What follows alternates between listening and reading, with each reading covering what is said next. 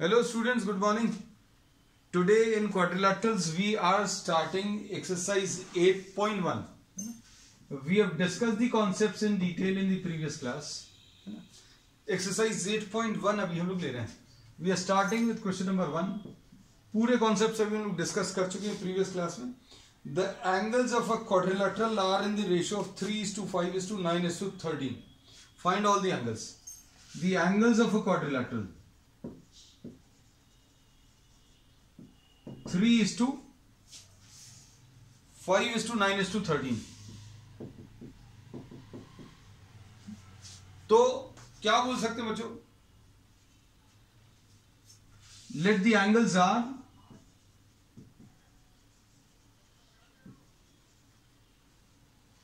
Three x, 5x, 9x and 13x, है ना? तो sum of all the angles of a quadrilateral 3x plus 5x plus 9x plus 13x will be equal to what? 360. सभी का addition 360 आ जाएगा. तो ये कितना आ जाएगा?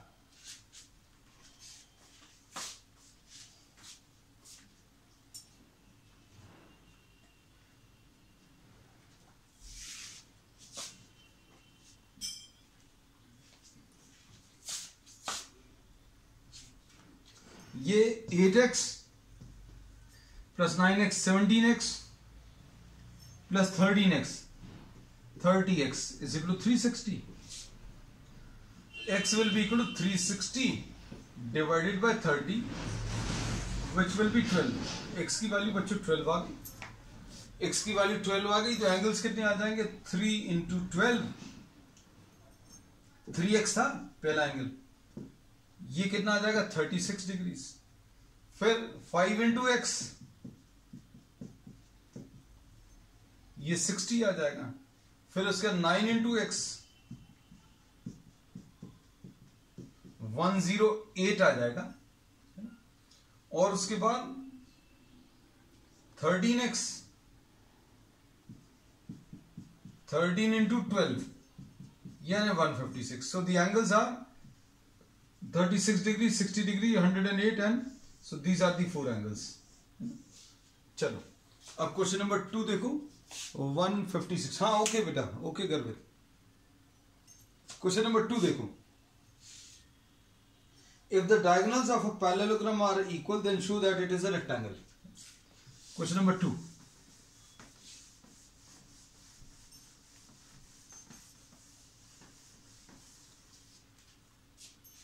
The diagonals of a parallelogram are equal.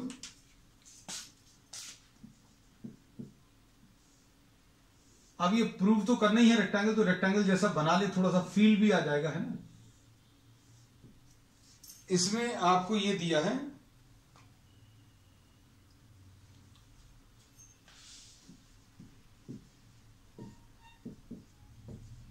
ABCD is a parallelogram.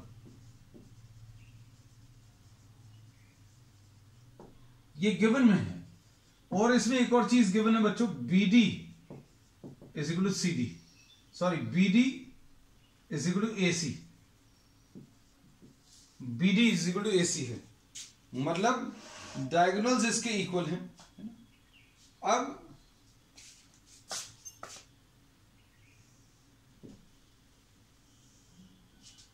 BD is equal to AC ये दिया हुआ है.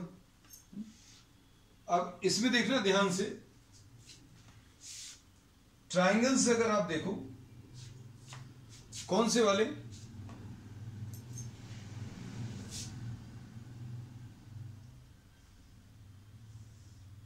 एक तो ये वाला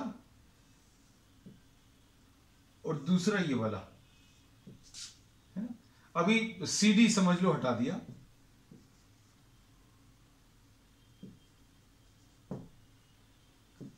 अब इसमें देखो, इन दो ट्रायंगल्स में, ये ट्रायंगल ABD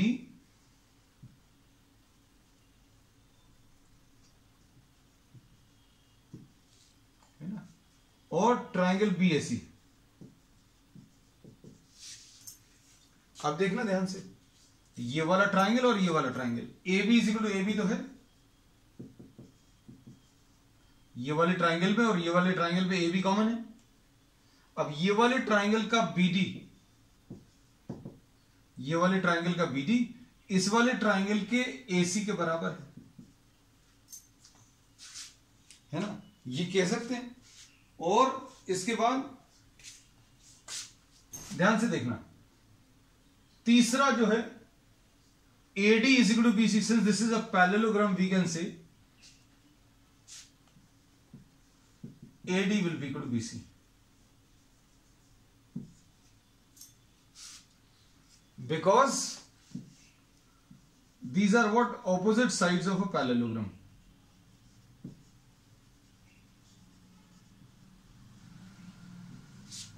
इसमें कॉमन है रीजन और इसमें रीजन क्या है, गिवन। ठीक है, अब देखना ध्यान से, तो दोनों ट्रायंगल्स कॉन्ग्रुएंट आ गए। अब कॉन्ग्रुएंसी लिखने का तरीका भी हमने आपको बताया है ना, ए बी लिख लिया तो यहां पर बी आना चाहिए। अगर आप इन दोनों को देखकर लिख रहे हो ए बी और ए डी, अब इसको कैसे लिखा जाए, तो देखो बच्चों, इसमें अभी हमने बोला कि कॉमन आना चाहिए बीच में कुछ, जैसे अभी हम इसको बी ए लिख लो, तो अब हम लोग क्या लिखेंगे, इस ट्राइंगल को बी ए डी ऐसा लिख सकते हैं, है ना। अब मान लीजिए ये नहीं लिखना, ये दोनों को लेकर नहीं लिखना, सपोज इन दोनों को लेकर कोई नाम लिखना, तो कैसा लिखेंगे, ए बी है और ये बी डी है, तो ट्राइंगल ए बी डी, ये तो सही लिखा है, इज कॉन्ग्रुएंट टू ट्राइंगल। इससे नाम बनाया था, अब इससे नाम बनाना है। अब ऐसा नहीं करना कि इससे जो नेमिंग करी है, ये जो ट्रिक अभी हम सिखा रहे हैं वो अच्छे समझना बच्चों, नाम लिखने का तरीका विदाउट सीइंग द डायग्राम है। अब इसमें अभी हमने क्या बोला कि देखो ये इसको बी ए लिख लो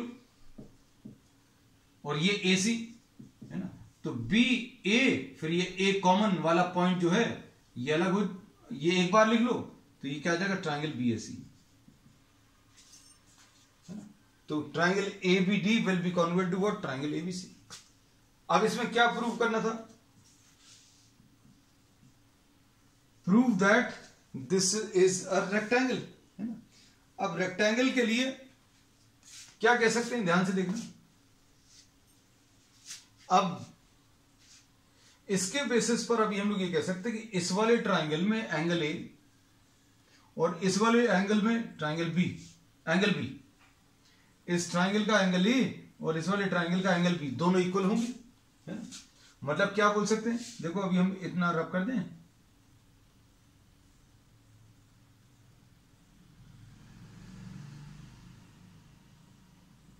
इस ट्राइंगल का एंगल ए, इस वाले ट्राइंगल का एंगल बी इक्वल होंगे, है ना। मतलब अभी हम लोग ये बोल सकते हैं, सपोज डायगोनल्स हटा दिया आपने, अब क्या प्रूव हो गया, angle A will be equal to angle B. पूरा नाम लिखना, तो पूरा नाम लिखना भी जरूरी है। कैसे लिखोगे इसका, इसमें ए एंगल का पूरा नाम अगर लिखना, देखो हर एक चीज की ट्रिक सीख जाओ। ए एंगल का पूरा नाम अगर लिखना है तो need not see the diagram, B और डी। एंगल बी का पूरा नाम अगर लिखना है तो बी है, ये लिखा हुआ है, ए और सी बचे तो ए यहां पर लगा दो, सी यहां पर लगा दो, ये नाम आ गया पूरे। अब ये एंगल्स इक्वल आ गए, अब ये एंगल्स इक्वल आ गए, लेकिन 90 तो नहीं आए, ये तो नहीं प्रूव हुआ। पैरेललोग्राम में ये प्रॉपर्टी अभी हम लोगों ने डिस्कस की थी कि since these are parallel therefore sum of these two, ये दो पैरेलल लाइंस हैं, ये ट्रांसवर्सल है, तो इन दोनों एंगल्स का addition, angle A plus angle B will be equal to what, 180 degrees.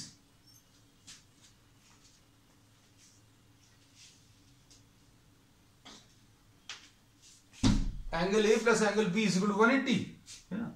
और ए और बी तो इक्वल प्रूफ कर ही दिए थे, angle A is equal to angle B, है ना। तो क्या आ जाएगा, angle B plus angle B, A की जगह बी रख दिया तो इज इक्वल टू 180, मतलब twice angle B is equal to 180, मतलब angle B will be equal to 90। मतलब पैरेललोग्राम का एक एंगल 90 आ गया, ये वाला भी 90 आ गया। अगर ये 90 आ गए तो ऑपोजिट एंगल्स इक्वल होते हैं बच्चों, है ना। ऑपोजिट एंगल्स इक्वल होते, ये 90 तो ये भी 90 आ जाएगा, और ये इसके बराबर होता तो ये भी 90। So all the four angles are now 90 degrees. Therefore this is a rectangle. Rectangle prove हो गया है. अब देखो क्वेश्चन नंबर 3. तो अब इसमें क्या था, ये पैरेललोग्राम दिया था, है ना. पैरेललोग्राम दिया था और इसको रेक्टेंगल प्रूव करना था. तो रेक्टेंगल प्रूव करने के लिए अभी हम लोगों ने क्या किया, पैरेललोग्राम में और रेक्टेंगल में डिफरेंस क्या होता है. पैरेललोग्राम में और रेक्टेंगल में ये एंगल्स इक्वल होते हैं चारों. यहां पर ये एंगल इसके बराबर होता है, ये वाला इसके बराबर होता है. तो अभी हमने सबसे पहला काम किया कि क्या किया, इन दोनों को इक्वल प्रूफ किया. इन दोनों को इक्वल कैसे प्रूफ किया, दो ट्राइंगल्स ले लिए. कौन से दो ट्राइंगल्स लिए, एक तो ये वाला ट्राइंगल लिया और फिर दूसरा ट्राइंगल अभी हम लोगों ने ये वाला लिया. So these are two triangles on the same base. और इन दोनों ट्राइंगल्स को कॉन्ग्रुएंट शो कर दिया. कॉन्ग्रुएंट शो करके ये एंगल इस एंगल के बराबर आया, है ना. और फिर each of these was proved equal to 90 degrees. Question number 3 देखो बच्चों.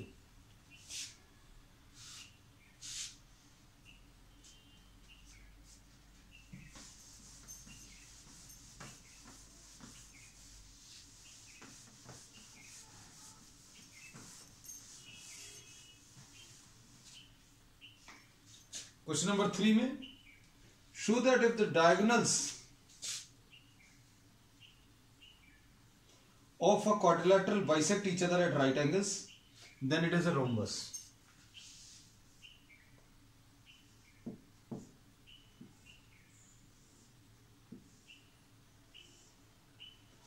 Diagonals are bisecting each other at 90 degrees.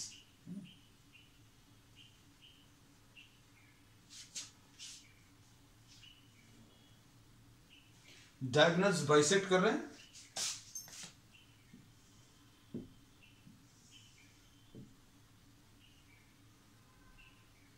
90 degrees पर.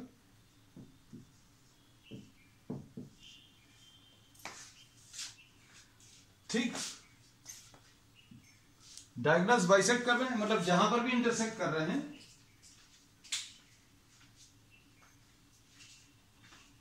ये पॉइंट ऑफ इंटरसेक्शन इस डायगोनल का मिडिल पॉइंट है और ये पॉइंट ऑफ इंटरसेक्शन इस डायगोनल का भी मिडिल पॉइंट है.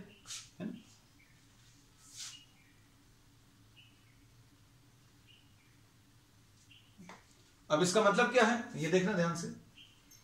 इसमें आपको ये दिया है OD is equal to OB, ये इसके बराबर है.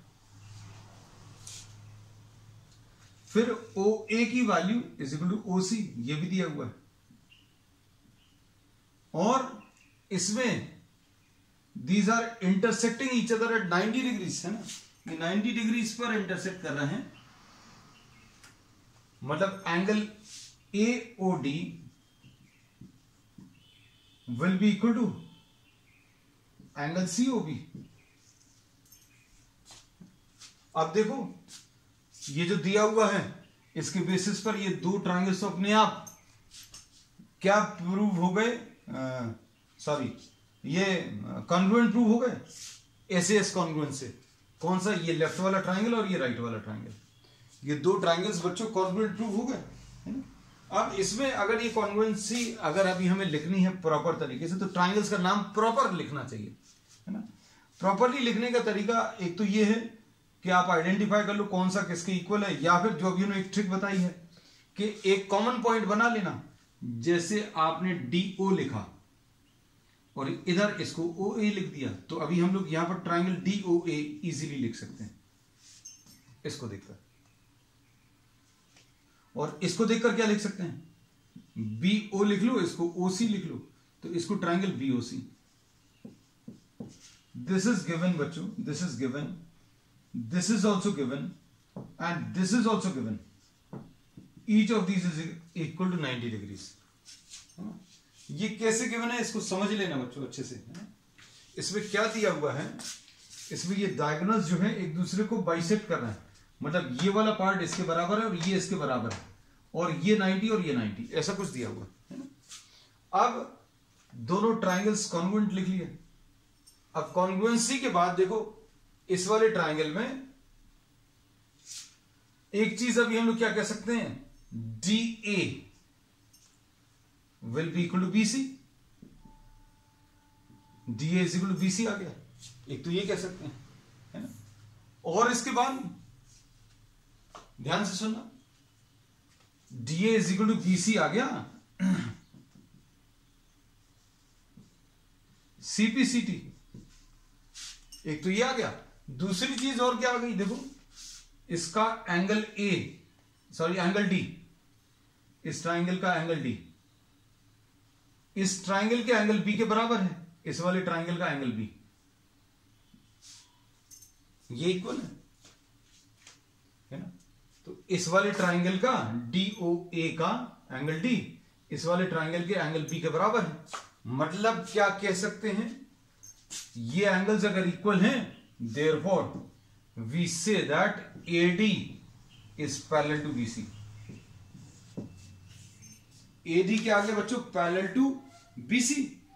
अब इससे क्या बता सकते हैं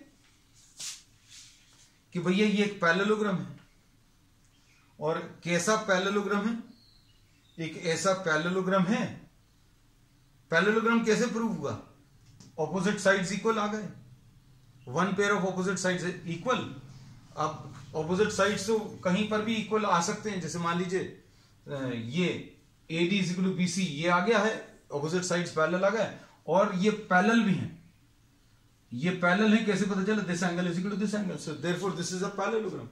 अगर ये पैरेललोग्राम आ गया तो कोई ऐसा पैरेललोग्राम जिसके diagonals are bisecting each other at 90 degrees is a rhombus. तो ये रोम्बस की डेफिनेशन में होता है।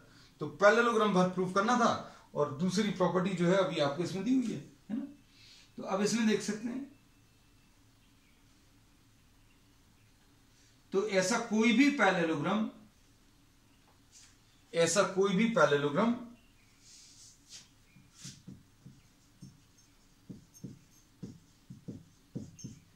is a parallelogram whose diagonals bisect each other at 90 degrees. Therefore this is what a rhombus है ना, rhombus है। अभी एक और चीज कर सकते हैं, जैसे मान लीजिए किसी को ऐसा नहीं करना है, कुछ और करना है, तो देखो कुछ और भी अभी हम बता दे रहे हैं, ऑप्शंस बता, प्रॉब्लम खत्म हो चुका है। आप इसके बाद एक ये वाला ट्राइंगल और एक ये वाला, ये दो ट्राइंगल्स ले लो। इन दो ट्राइंगल्स में बच्चों देखो, ये वाला साइड इसके बराबर है, ये तो गिवन है, ये कॉमन है, और ये 90 है दिया हुआ, ये भी 90 है। तो ये दोनों ट्राइंगल्स कॉन्ग्रुएंट आ गए। अब ये दोनों ट्राइंगल्स कॉन्ग्रुएंट आ गए, इसमें ये इसके बराबर आ गया, ये इसके बराबर आ गया, ये इसके बराबर है। तो ऐसे चारों साइड्स भी इक्वल प्रूव हो जाएंगे। पैरेललोग्राम भी शो कर दिया, साइड्स भी इक्वल शो कर दिया, है ना। सो therefore this ABCD is what, a rhombus. Next अब क्वेश्चन नंबर 4 देखो।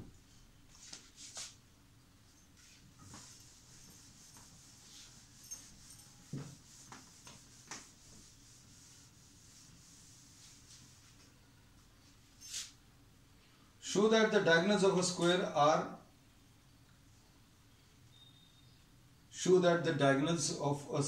are equal and bisect each other at right angles.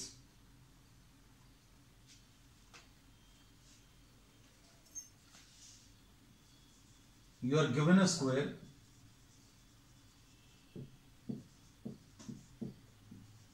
आपको क्या प्रूव करना है, डायगोनल्स इक्वल प्रूव करने हैं, and they bisect each other, दो चीजें प्रूव करनी, ऐसी कुछ है।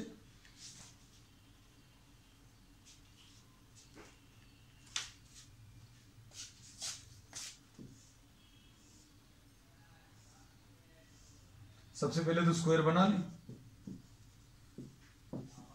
सपोज दिस इज ABCD है ना, इसमें क्या क्या दिया हुआ है,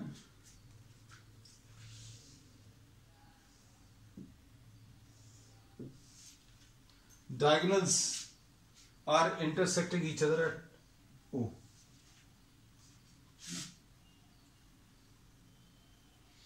अब इसमें स्क्वायर दिया है, ये तो याद रखना, ये स्क्वायर है ना। स्क्वायर है मतलब क्या है, all the four sides are equal. अब देखो इसमें दो ट्राइंगल्स अभी हम लोग ले रहे हैं, कौन से वाले,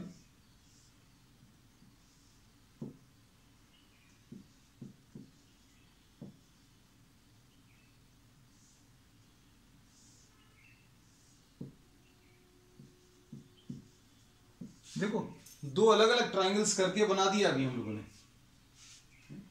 अब इसमें आप चाहो तो ऐसा भी डायग्राम शो कर सकते हो।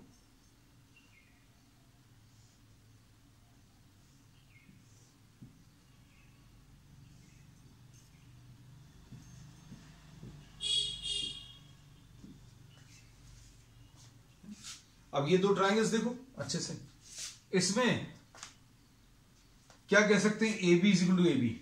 सबसे पहली चीज कॉमन साइड, दोनों ट्राइंगल्स में, ये वाले ट्राइंगल में, ये वाले ट्राइंगल में और ये वाले ट्राइंगल में, ये वाले में और ये वाले में ए बी इज कॉमन। फिर उसके बाद A D is equal to B C, because these are two sides, two opposite sides of a square. तो स्क्वायर में ऑपोजिट साइड्स बच्चों इक्वल आते हैं, तो क्या बोल सकते हैं, A D is equal to B C आ गया। फिर इसके बाद A D is equal to B C आ गया, ये कॉमन है, और ये angle A is equal to angle B. Each of these is 90, ये कॉमन है, और इसका रीजन क्या है, साइड्स ऑफ अ स्क्वायर। ये इसका रीजन क्या है, एंगल्स ऑफ अ स्क्वायर।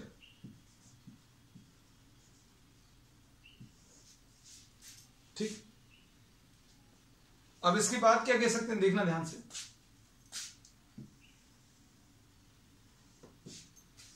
अब इसके बेसिस पर अभी हम लोग कह सकते हैं ट्राइंगल कौन कौन से, इनका नाम आप लिखने का तरीका तो सीख ही चुके हो। आप इसको बी ए लिख लो, बी ए, और ये ए डी, ये ए बी और बी सी, ये तो बिल्कुल सही लिखा है, दिस इज परफेक्टली ओके। तो इसको B A D, triangle B A D will be congruent to triangle A B C. लो हो गया ये। अब ये ट्राइंगल्स अगर कॉन्ग्रुएंट आ गए तो क्या कह सकते हो, B D is equal to A C आ गया, B D is equal to A C, CPCT, ये प्रूव करना था। अच्छे समझ लो, देखो क्या किया, बहुत सिंपल है, मुश्किल से एक दो लाइंस का ही है स्टेप। अब इसके बाद नेक्स्ट अभी हम लोग, हो गया इतना। अब देखो इसमें कोई पार्ट्स तो अभी यूज होंगे नहीं, अच्छे समझ लेना, ठीक है। अब इसके बाद सेकेंड पार्ट में क्या प्रूव करना है कि these are bisecting each other.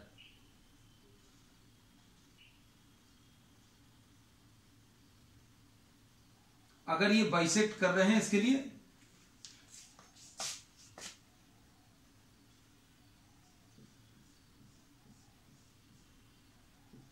ये दो ट्राइंगल्स देख लो, कंसिडर दीज टू ट्राइंगल्स। इसमें कौन कौन सी चीजें,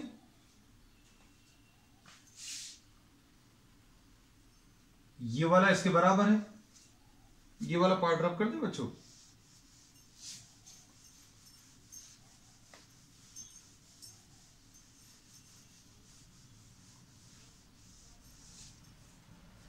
इसमें AD is equal to BC। अभी diagonals bisect each other show करना है, तो मतलब OD is equal to OB show करना है और AO is equal to OC show करना है, तो ये शो किया जा सकता है। अब इसके बाद अभी हम लोगों ने बोला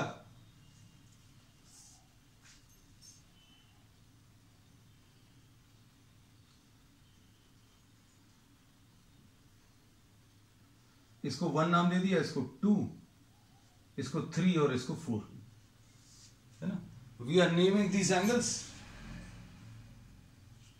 अब इसमें स्क्वायर है चूंकि ये, तो स्क्वायर में ये दो पैरेलल होंगे, ये तो निश्चित है, ये दो पैरेलल हैं, तो ये वाला एंगल इस एंगल के बराबर होगा। तो angle 1 will be equal to angle 4, angle 2 will be equal to angle 3। इसका रीजन क्या है? Alternate.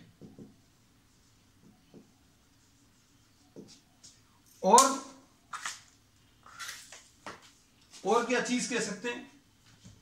AD is equal to BC। तो कौन से ट्राइंगल्स की बात कर रहे हैं बच्चों अपन लोग?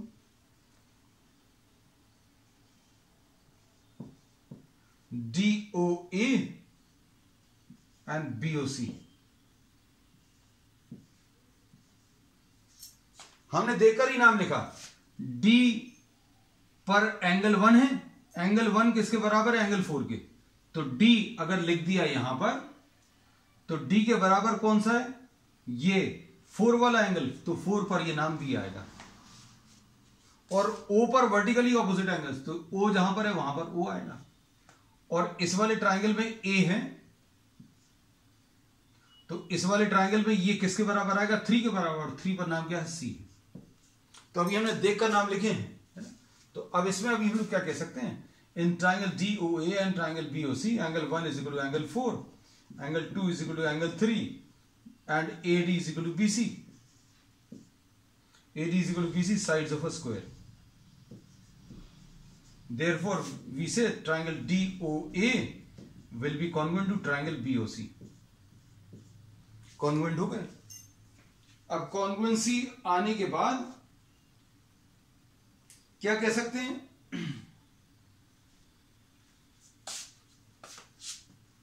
OD will be equal to BO. OD is equal to BO, ये आ गया। और बच्चों इसके बाद OA सेकेंड और third is equal to OC, तो OA is equal to OC, मतलब DO is equal to BO और OA is equal to OC। तो ये प्रूव हो गया। क्या? Diagonals bisect. ये भी प्रूव हो गया। अब इसके बाद नेक्स्ट इसमें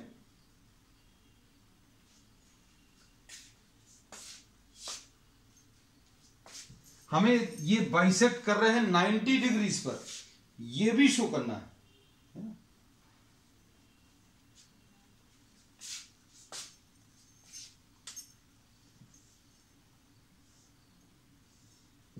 हम सिर्फ इतना वाला पार्ट ले रहे हैं। डायगोनल्स एक दूसरे को बाइसेक्ट कर रहे हैं, ये तो शो कर दिया है ना बच्चों। ये इसके बराबर है, ये शो कर दिया है ना। अब इसके बाद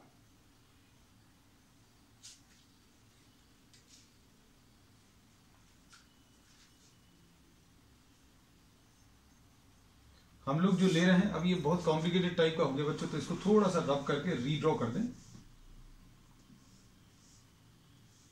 ये डायगोनल्स बाइसेक्ट कर रहे हैं, ये तो शो कर दिया। 90 डिग्रीज पर कर रहे हैं, ये शो करना है। अब इसमें ये वाला ट्राइंगल, ये नीचे वाला और ये ऊपर वाला, ये दो ट्राइंगल्स लेने वाले हैं। अब इसके बेसिस पर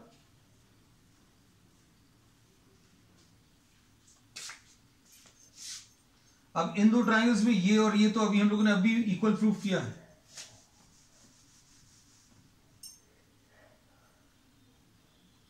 AO is equal to OC, proved in the above part.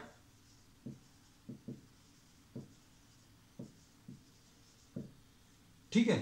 फिर इसके बाद OB is equal to OB, ये हो गया। फिर AB is equal to BC,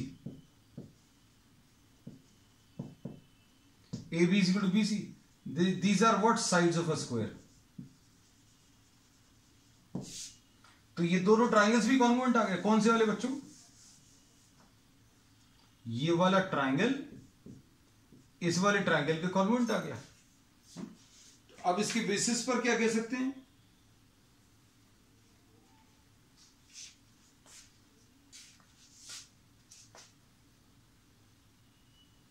इसके बेसिस पर अभी हम लोग कह सकते हैं triangle AOB will be congruent to AOB लिखा है, यहां पर ट्राइंगल COB।